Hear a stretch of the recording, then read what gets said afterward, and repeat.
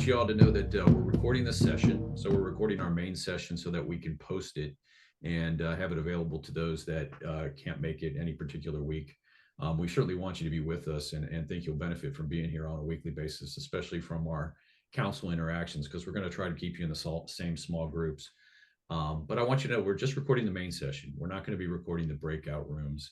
And of course, we don't do that because we want you to be able to be vulnerable and, hold what you share with your small group in confidence. So that's important. But the content in the main room, I think, is something that we want to be able to share with other people. And you may even want to revisit it yourself. Just a couple notes as people come in, we'll just bring them into the room if there's anybody else. You'll notice that most of us have our name displayed with our picture. If you don't, could be helpful if you know how to do it. The best way I know to add your name to your picture, and the reason I say that is because we'll be creating breakout rooms later, and I've kind of prearranged the breakout rooms, and so it's helpful if I know your name and see your name. So most of you have that, but if you don't have your name on the screen, if you could right-click on your image or click on your image. A lot of time, if you click hover over your image, you'll come up with like 3 dots on Zoom, and then that'll roll out a little menu in which you can rename yourself. If you have trouble with that, don't worry about it. We'll make do. I know that sometimes that's a hard thing to do on the fly, but just something to keep in mind in successive weeks is maybe to make sure your name is with you on your. Okay, so I wanted everybody to know that we're in council. We're holding this in council. I think most of you are familiar with the Illumin way of council. If not, that's okay. You'll pick it up here as we go, and we'll be giving you some more information. You'll notice that we have a candle lit with us here, and to acknowledge that we are in council. And now, before we do any introductions or anything further, we're going to invite dedications. So maybe 2 to 3 dedications. Again, we have a lot of folks with us, so we don't want to do that long. But if you don't get a chance to whisper or to share your dedication, go ahead and just share it silently with yourself and know that that's been brought into the council group here.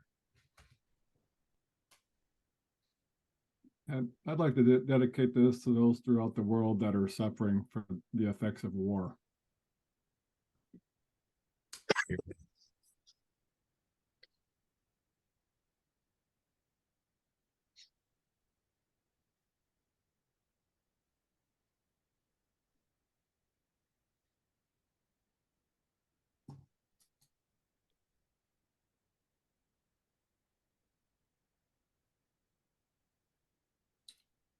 I'd like to dedicate this council to all who are here tonight, who are seeking presence and a more intimate experience with the God of their understanding in their lives.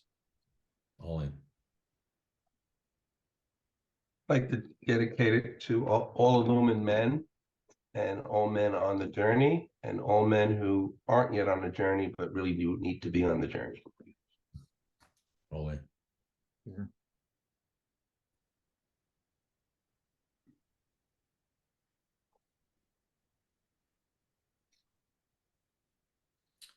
All right, brothers, thank you very much. This is our first night together, so we've got quite a bit to do. We're going to start out with some introductions, and I do want to meet all of you and give all of you a chance to introduce yourselves at some point. We probably won't do that tonight. You can certainly do that in your breakout councils. Maybe do a brief round where you introduce yourselves and where you're from. That would be helpful, and we'll do that more next week because we'll have more time to kind of go into things. We won't have to do kind of the basic setup of our time together. Again, we're in council, and I don't know all of you. I know many of you and recognize your faces from around Illumin. And again, it's just a real privilege to have you here with us. You heard me say during the dedications, all in or here, those of you that were awakened, this is our affirmation. And so just a way of kind of letting people know you're done speaking, or if you want to acknowledge that something that someone said, you can either say all in or you can say here. And here has the double meaning of H-E-R-E or H-E-A-R. And I prefer all in, but who knows? Whatever you decide works for you. Again, so let's do some introductions. My name is Brian Mueller. Many of you probably know me, but if not, I live in Dayton, Ohio. This beautiful scene behind me is actually called Cedar Falls. It's in the center of the Ohio. It's in the Hocking Hills region, which are the foothills of the Appalachian. Really a beautiful area. So brings me a lot of tranquility.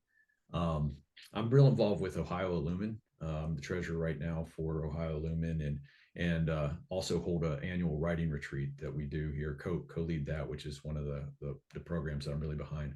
But I work closely with Jim Heaney on communicating about the practice of presence and choosing presence, and really trying to make Illumin men more familiar with this program, which is a program that's been approved by the Illumin Curricula Council. So it's something that we've done before in Ohio. We've hosted this event, and we've also, Southern California has also hosted an event around choosing presence. And so this one is actually being co-hosted by Great Lakes Illumin, which is a cooperative of Minnesota, Indiana, Michigan, Illinois, and Ohio. So again, welcome. And with that, I'm going to pass you over to Jim Heaney, who is the author of Choosing Presence and also an Illumin SoCal elder. Jim. Hi, everyone. A pleasure to be here with you. And I've been involved in, well, before Illumin was Illumin, since 1997 with Richard Rohr. And we have been friends for that long. And I've been teaching presence. I've been teaching presence for approximately over 20 years. I worked 23 years in the jail system, teaching in Southern California, in addition to doing talks, to doing classes in my own home, or classes like we're doing now on Zoom. And I look forward to sharing my experiences with you. And now I'm going to turn you over to our next teacher, and that would be Chester. Yeah, I'm Chester Trocha. I've been associated with Illumin since about 2009. I'm currently the co-convener of Illumin of Illinois, and been practicing contemplation. I've had a practice probably for about 7-8 years. And when I had the opportunity to be part of this, I jumped at it. I read Jim's book, and certainly brings a lot to the table. So I'm excited to be here. I want to interview Mark, or wanted to introduce Mark. Yeah, Mark Mehlos. Yes. Mark, you're muted. There. Okay, am I up on the screen? Yes. Mhm. Let's see. I just want to introduce myself.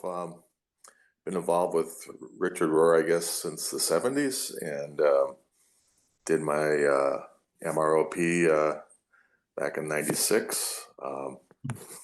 Did an EROP, and just been practicing meditation for 35 years. So happy to be here. Great. Thank you, Mark and Chester and Jim. At this point, brothers, we're still kind of feeling our way through how we're going to organize this, but I think we're going to start with the meditation, and we're actually going to use the Practicing Presence app. And I hope that you were able to download the Practicing Presence app and get a feel for it. It's not a difficult app. If you haven't gotten it yet, that's fine. And even if you need some assistance with installing the app or trying to use the app, I urge you to contact me outside of our weekly meeting, and I'll see what I can do to help you out with that. But the Practicing Presence app is a real good companion to the book. It actually brings the practice right into your hands in a very tangible way. It runs on both Apple devices and Android devices, so it should be compatible with whatever you have in terms of tablets or phones. And it allows you to explore the presence a little bit more. There's some information in there about the 3 questions and what the practice of presence is. But the morning meditation is probably the feature that you'll use most. And it walks you through a 10, 15, 20 minute, or you can set it for an infinite amount of time, practice of presence. And usually about the first 4 minutes of that practice is kind of a guided meditation. And then from then on, it just plays kind of music and lets you kind of settle into the practice a little deeper. So when we get together on a weekly basis, we're going to do a 10-minute version of that practice of presence. And we urge you on your own to maybe work up to 15, 20 minutes. Jim, is there anything else you would like to add about the Practice of Presence app?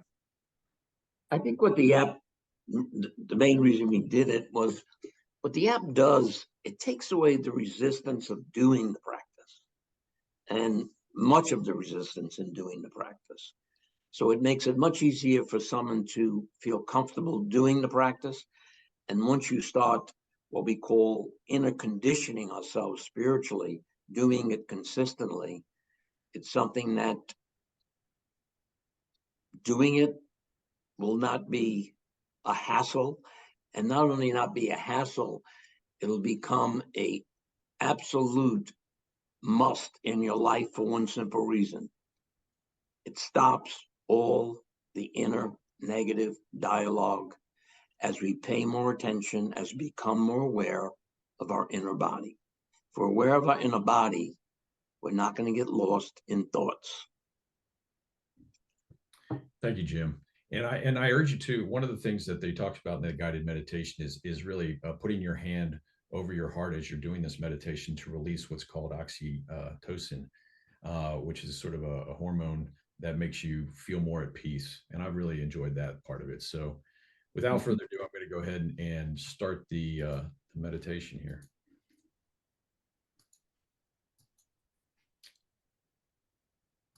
We start each day with the practice of presence and bring in stillness. That is our foundation that we return to throughout the day. Practice this exercise in a quiet, comfortable place, if possible, either sitting on the floor or in a chair with your back straight. Aim to work up to 15 to 20 minutes. There are very specific reasons why we practice presence the way we do. Our experience is that it makes access to stillness easier and deeper. We put our hand over our heart because this helps release a calming hormone called oxytocin. We praise God because it humbles us. We are aware that we cannot change ourselves without experiencing God's Spirit within us.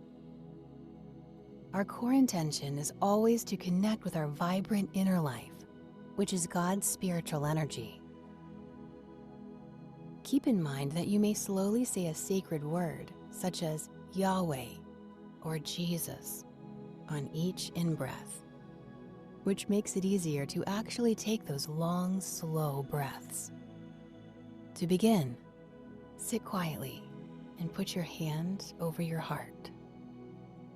Praise God and ask Him what you would like Him to do for you inside. For example, Father, all goodness comes from you.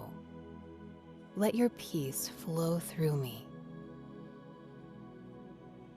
Take a deep, slow breath in, breathing deeply through your nose. Follow the breath as it fills your lungs up with air. Expand your chest until you cannot take in any more air.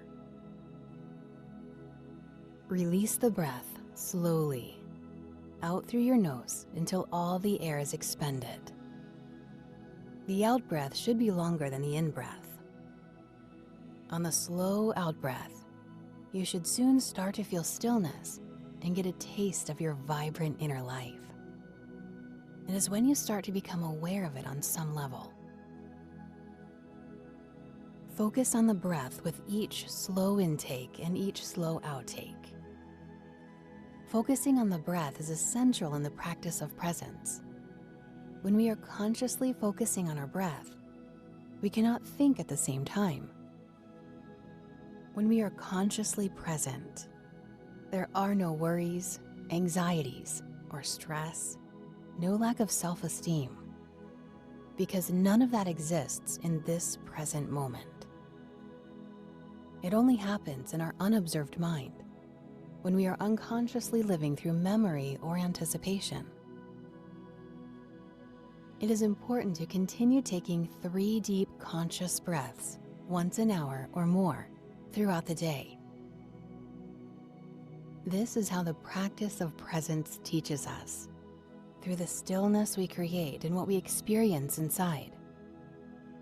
That vibrant inner life is God's Spirit within us, our inner intelligence. When we start the day this way, it becomes our foundation. We know exactly what we're looking for then and throughout the day. This is the first part of inner conditioning, which is essential. That is what renews us throughout the day.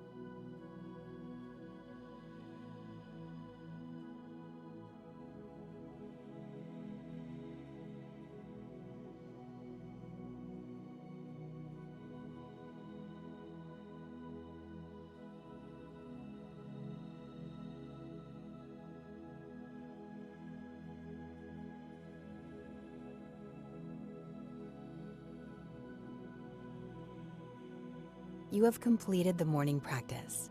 Now continue taking 3 conscious breaths or more every hour to renew yourself.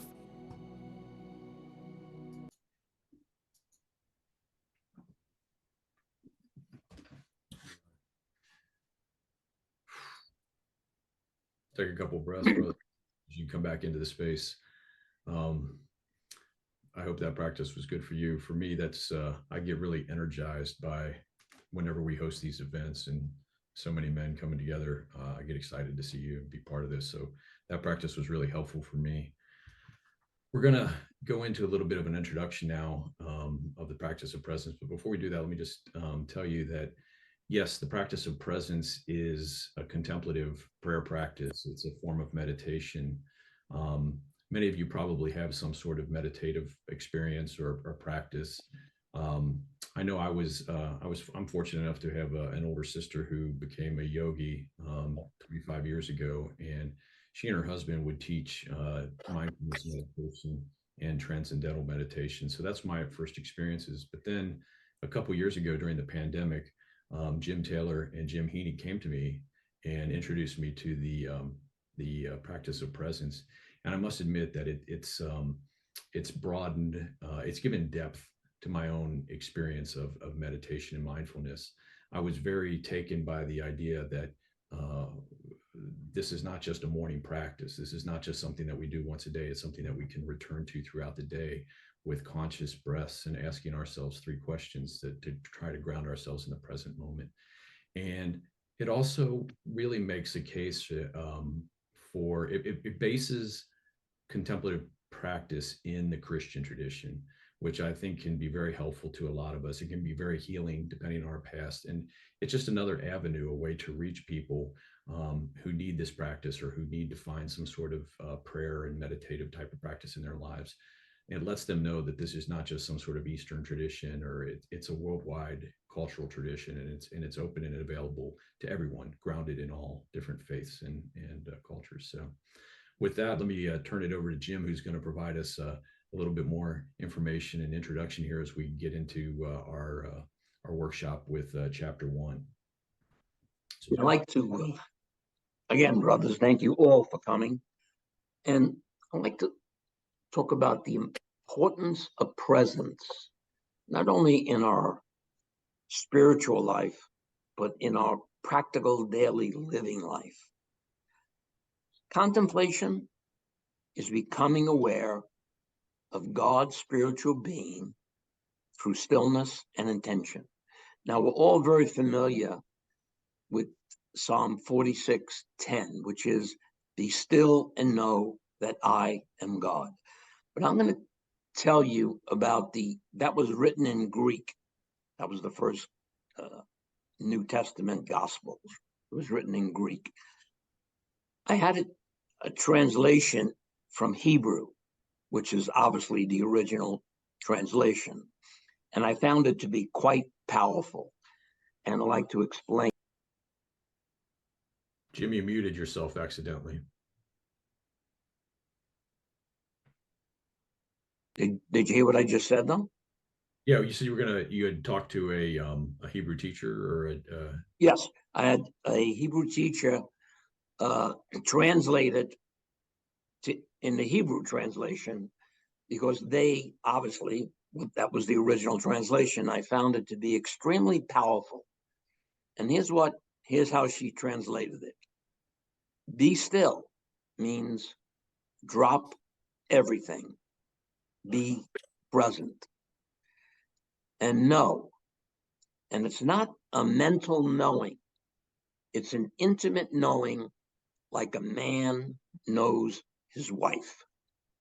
And then you will know that I am is Lord.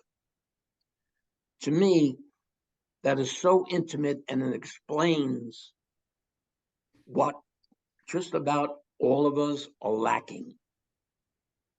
As far as contemplation goes in the Christian world, we've lost something, and we don't know what we lost, and that's how lost we are. When we talk about doing the practices we're talking about. We're simply doing what God told us to do. Be still. That is the foundation. And when we do it, we'll find ourselves having a clear before and after. And that clear before and after humbles us daily, because we realize we cannot change ourselves without experiencing God's spiritual energy. And we come to rely on it, knowing real life breaks through stillness. If we're in our unconscious, unobserved mind, we create a spiritual wasteland. God has given us a power that we do not have access to when we're in that unconscious mind. And, you know, when we practice, we say in the morning, you do a morning practice, and then throughout the day, you have an hourly reminder. And some people might say, well, you know, boy, that's a lot of time. That's too hard. Here's what I say when someone has said that to me over the years. Too hard? Here's what's hard. Waking up in the morning and your mind is running, thought after thought after thought. You're thinking or obsessing about something that did happen, or you're thinking or obsessing about something that might happen.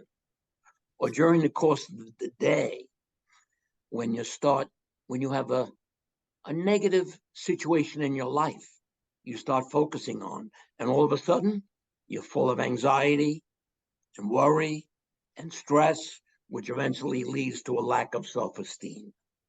Or you can't go to sleep at night because you're on what I call the worry wheel.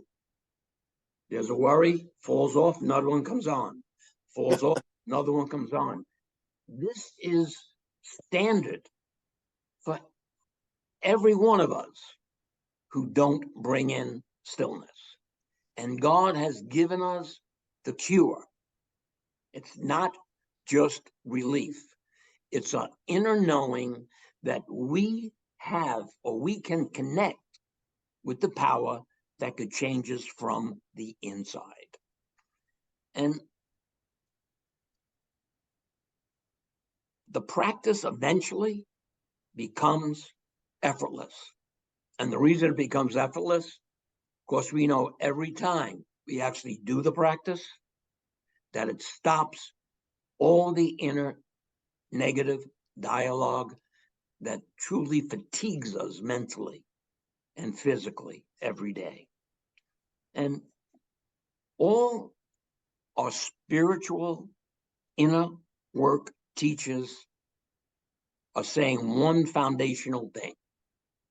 Without stillness, presence, there is not going to be any inner change.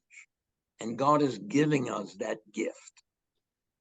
Karl Ratner, the English theologian, said this: the new Christian will be a mystic, someone who experiences something, or he or she will be nothing. Thomas Merton said the surest dead end to prayer, to contemplation, is stopping too soon. Or Carl Jung, he says a numinous experience, which is a spiritual experience, has the power to heal. And St. Augustine said the amount of grace the Holy Spirit pours into our hearts are itself the forgiveness of sin. And while you're in our time together over the next 9 weeks, remember one thing: do not burden yourself with thinking you are going to change yourself. You are not. We do not possess that power. If we possess that power, we already would have done it. It's not what you do or I do. It's what's being done to us when we bring in stillness and put our trust in God and put our trust in Jesus. Thank you. Thank you, Jim. You know, I really like what you had to say too about it being done to us, because as this time, as I read through the book, and I think this was in the introduction, you said it's not about what you're doing, it's about what's being done to you. And I think I remarked to you earlier today when we were talking that that's counterintuitive in our culture. You know, we're always trying to do and make things happen and accrue, bring things to us. So we even want to try to actively try to bring presence, but it really is this practice of clearing everything away and letting presence come to you, letting that relationship with God come to you. Absolutely. Yeah. And the reason it's like this in the beginning, it's very hard for anyone who hasn't actually practiced presence, contemplation, to believe that a power beyond them can change them totally from the inside. Mm. But that is exactly God's mission, Jesus' mission. And that's what he's been doing it for 2,000 years. Okay. So the question is, stillness is putting our trust in God. We always have a choice. Are we going to choose separation, or are we going to choose union? Right. Yeah. Yeah. You've used a lot of the words in just the beginning part of the book, and you do have a glossary, but I think we're going to ask you to go over those a little bit. So Chester and I are going to actually ask you about some of the terms that you use frequently in what you said tonight and throughout the book. So Chester, you want to start with that? You're muted, Chester. I'm sorry.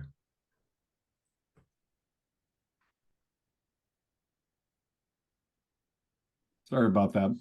Can you go in depth on what do you mean by intention, Jim? Okay.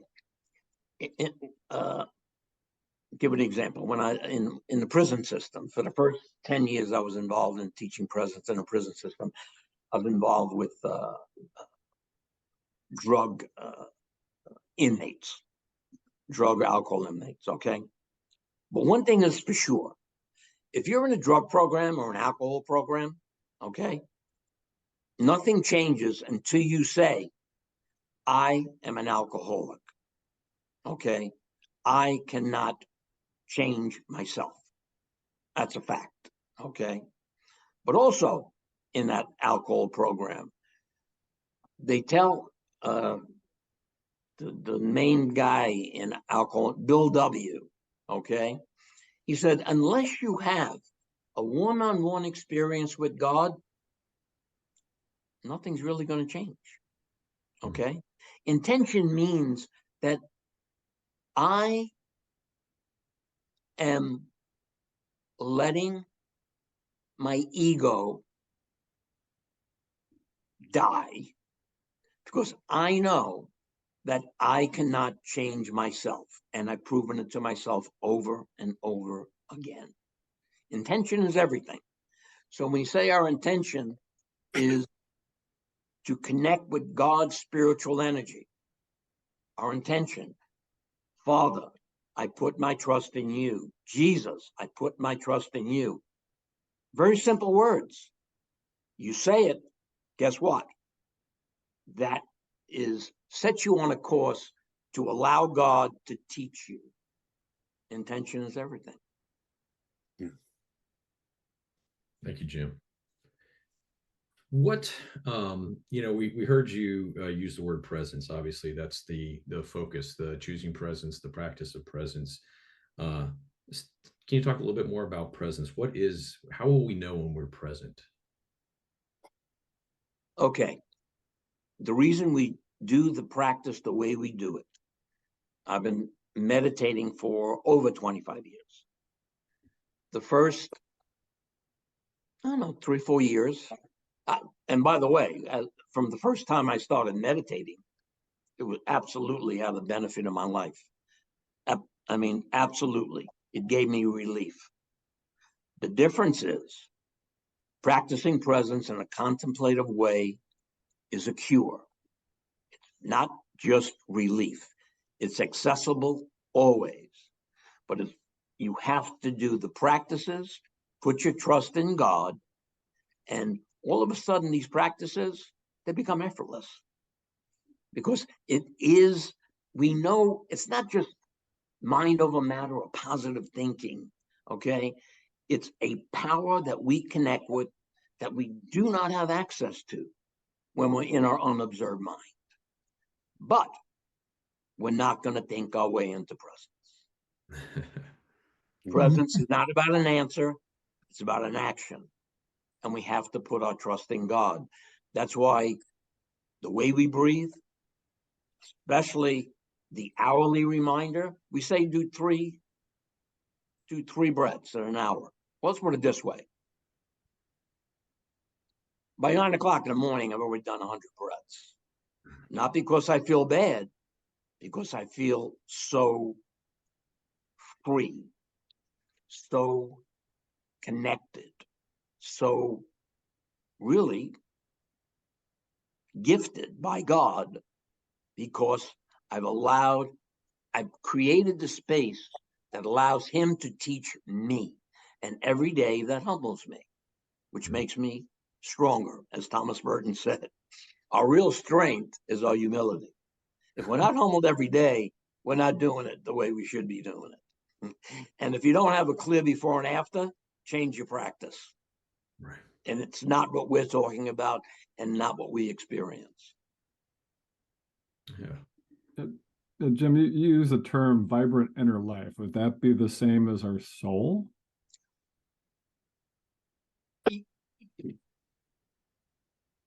Let's put it this way. Again, let me go back to when I first started and then when I started really practicing presence in a contemplative way.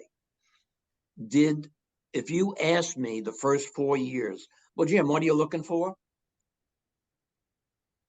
I mean, I probably would say, yeah, well, I love God. I want to relax. I want to feel good about myself. And that's okay, but that's all relief. Okay. It's not a cure. The cure came when, as I did it properly, and I realized this vibrant inner life that is unmistakable. Like sometimes people will tell me, well, I think I had that spiritual experience. I said, no, you didn't. It's unmistakable. You had it, you know it, and you want more of it. Okay. And God has given us that gateway, and that gateway is through stillness. That gateway is through surrender. That gateway is being humbled every day by God's power, God's love, God's strength. Yep. We have a lot of more terms, and you have a glossary of terms in the book, and we also put those on the website too. So just in the interest of time, we'll probably move on from us going through in depth in all of these terms, but you'll hear us, gentlemen, use these terms throughout our time together. And so if you do have some questions about those, please refer to some of those in the books. Like what does Jim mean by inner conditioning, or what does Jim mean by gossip? He does explain those terms in some more detail, and hopefully we can get together, or we can. I know. I just like to say one thing about inner conditioning. Sure. Inner conditioning is absolutely essential. Why? Because if we do our morning practice and we don't do our hourly reminder, I'm not saying you have to do it perfectly and you're going to do it every hour on the hour and never miss. No, but you have to do it enough. And so you start becoming aware of your inner life. When you start becoming aware of unease before it starts taking you over, that is so powerful in this practice, because we all go through the same scenario. We start thinking negatively. All of a sudden we have negative emotions. All of a sudden we have negative reactions. As we inner condition ourselves spiritually, we catch it at thought before it turns to negative emotions and negative reactions. But it only can be done through doing it consistently. And that's why the timer and the reminder is so important. Thank you, Jim. Chester, maybe we can read the making meaning of the message, the brief summary that comes at the end of chapter 1. And Joe, Yeah. I do want you to pay special attention to that when you're reading through the book, and maybe meditate on that if you, or even journal on the making meaning of the message if that feels right to you. I'm sorry, go ahead, Joe. Yeah, before we jump into that, Jim, can you talk about the importance of journaling? Journaling, again, it's same as inner conditioning. It's essential, because what you're going to find as you journal is, let's say, the answers you give this week, next week, you get down there 3, 4, 5, 6 weeks, you're going to have a whole different perspective about answering those questions. And the reason is your inner awareness has changed. When your inner awareness changes, all of a sudden you start experiencing the inner freedom of presence, of the peace of the present moment. And guess what? What keeps you and me coming back is we don't want to lose it. Thank you. Yeah, so for each week, we go over the meaning of the message, right? And it's in for each chapter. It'll be in each chapter. So for this chapter 1, the meaning of the message is: as we practice presence in our daily lives, our awareness changes. We realize that not just some, but almost all of our inner fears and conflicts, our stress, anxiety, worry, and lack of self-esteem arise when we are in an unconscious state, living through memory or anticipation, being led by our ego mind. It becomes very clear to us that when our thoughts become compulsive and repetitive, they become useless and anxiety producing. If some of us doubt that this is the case, all we have to do is ask ourselves in some times of inner distress, am I present now? The answer will always be no. That is why the practice of presence is so essential. We cannot create inner chaos in the present moment. Fears do not exist in the present moment. Even if we are suffering, we don't feel alone and isolated because there is a sense of God's peace around the suffering. We are not alone. Once we realize the practice of presence that we have allowed that voice in our head, our negative ego, to control too much of our life, that is the beginning of the end of self-created suffering. Through the peace of the present moment, we have a true alternative, a true perspective of reality now. We are grounded in the only reality there is, this moment, the only access point to God's Spirit within us, and an intimate relationship with Him.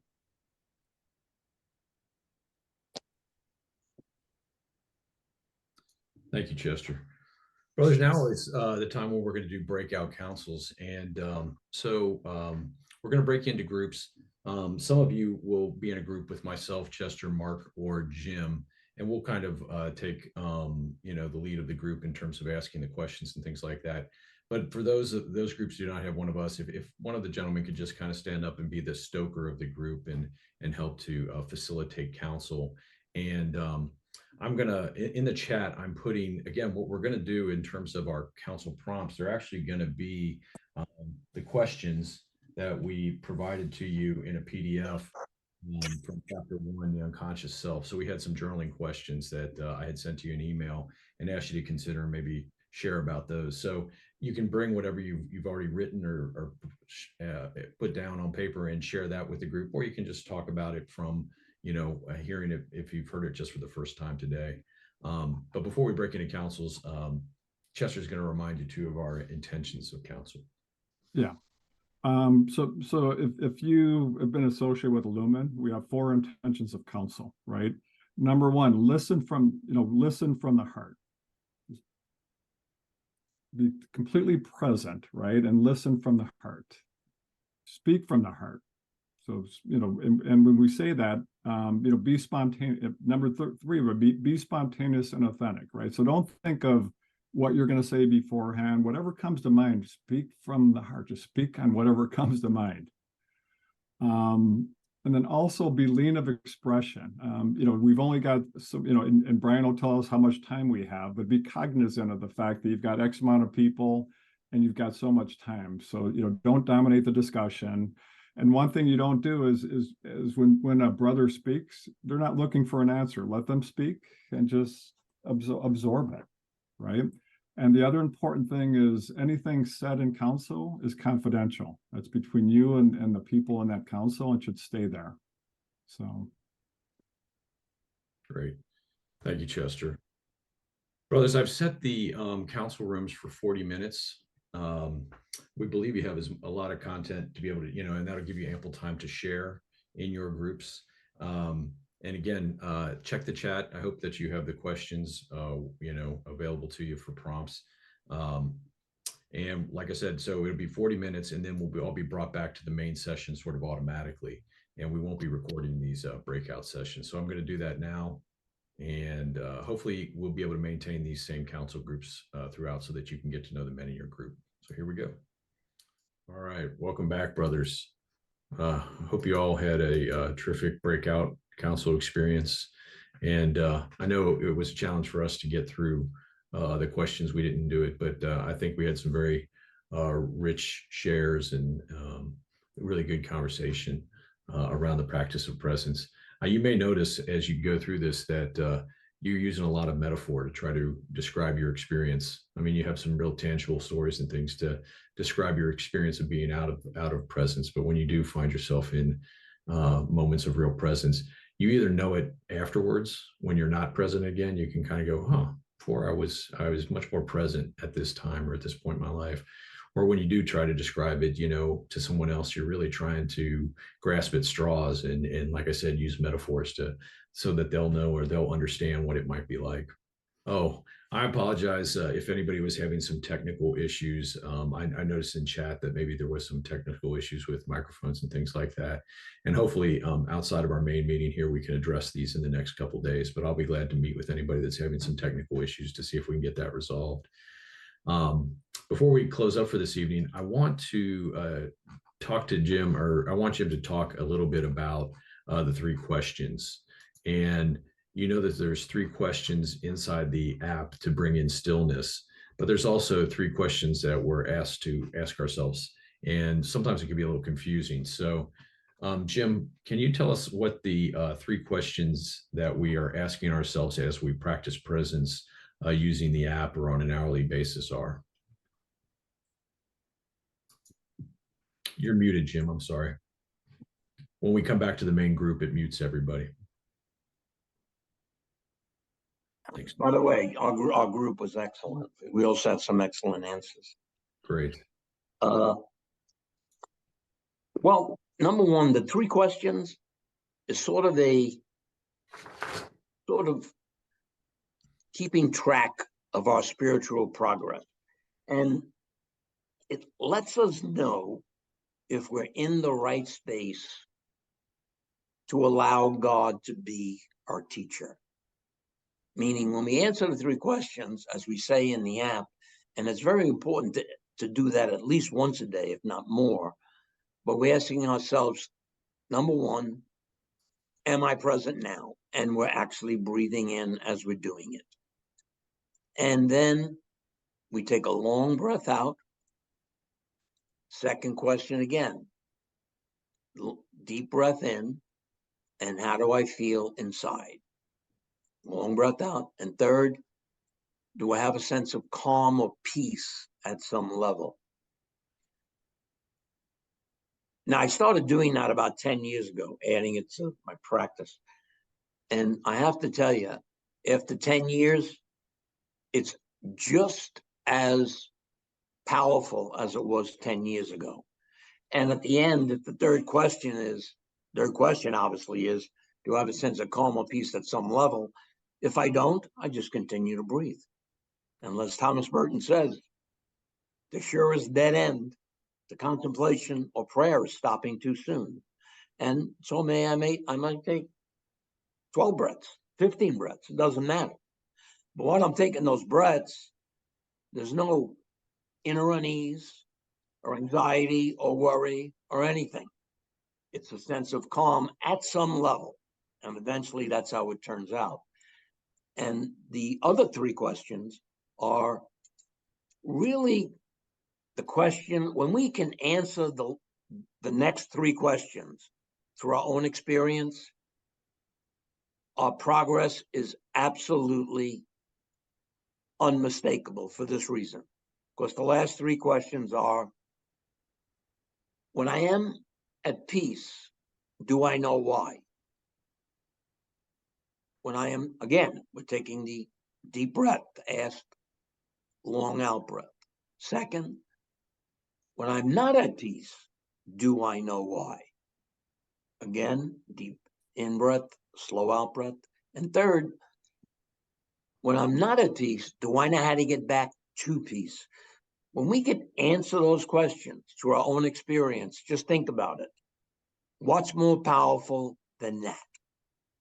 Than knowing that you can connect with God's spiritual energy, which enables you and me and anyone else that does it, the power to know how to stop all the inner negative dialogue, to stop all the doubt, to stop all the inner conflicts, to stop all the inner fears. That's how powerful the practice is if we put our trust in God. Stillness is putting our trust in God. Thank you, Jim. Chester, do you want to do a little bit of housekeeping here as we round out here with remind the guys of a few things coming up? Yeah, so for next week, right, I was gonna ask you, Brian and Jim, right? I mean, for next week, we're gonna go over chapter 2, right? That's what's required before we enter next week, and to go through the questions beforehand as well, right? Right. Be prepared to answer those. Right. Yeah.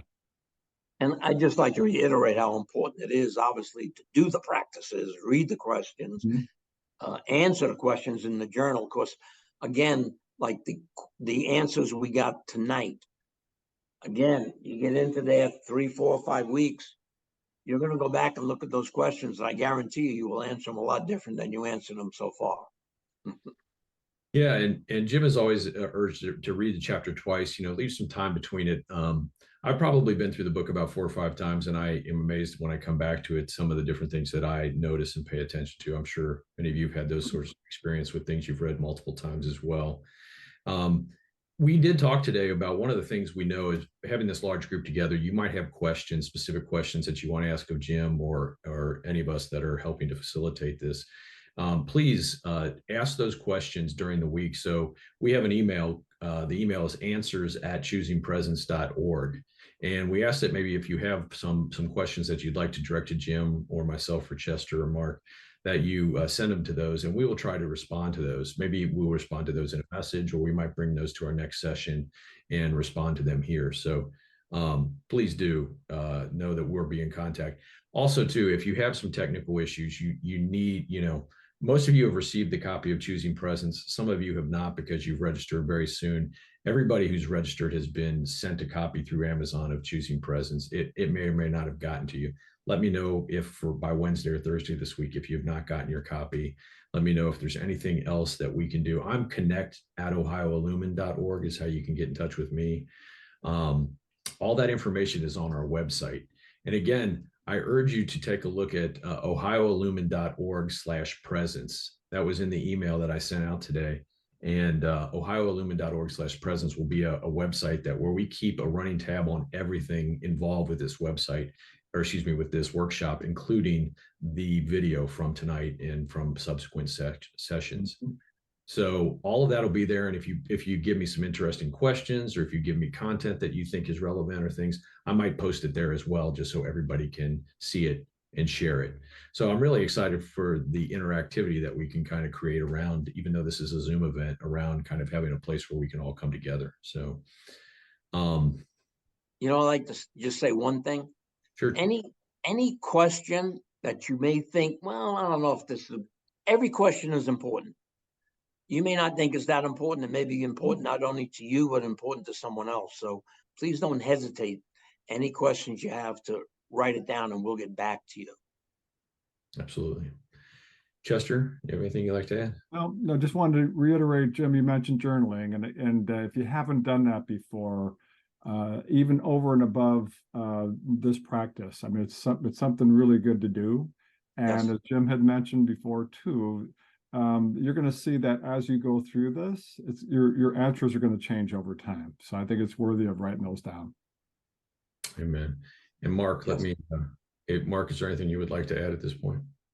No, I'm good. And I look forward to answering questions if there are any directed to me, but really enjoyed the session. Great. Thank you, brother. So our time has come to a close. If you have a candle, you can extinguish it now. I can't reach the candle, so I'm going to let that go for a little while. I invite you guys, thank you for allowing us to go a little bit long this evening. We do want to respect your time and know that you're all on different time zones and things like that, and you may have other obligations or even just be tired. So thank you. And if anybody would like to stick around for a few more minutes, Jim and Chester and maybe Mark and I are going to hang out, and you're welcome to. There's no pressure. But again, just we're going to take just a couple minutes and be silent, and just you can sign off when you're ready, or you can hang around and we can chat a little bit more. All in. Thank you, brothers. All in.